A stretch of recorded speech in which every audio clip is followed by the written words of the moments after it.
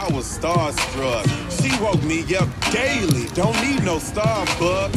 She made my heart pound and skip a beat when I see her in the street and at school on the playground. But I really wanna see her on the weekend. She knows she got me dazing, cause she was so amazing. And now my heart is breaking, but I just keep on saying.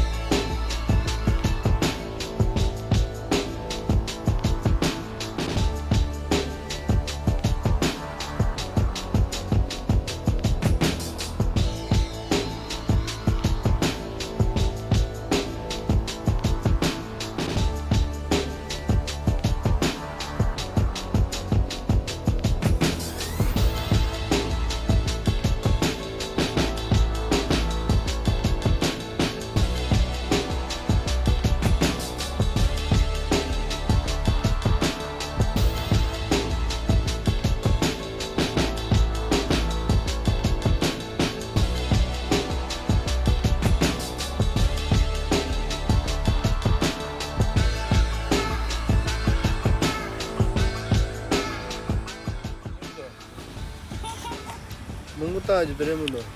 Nunggu tahu dari mana kita?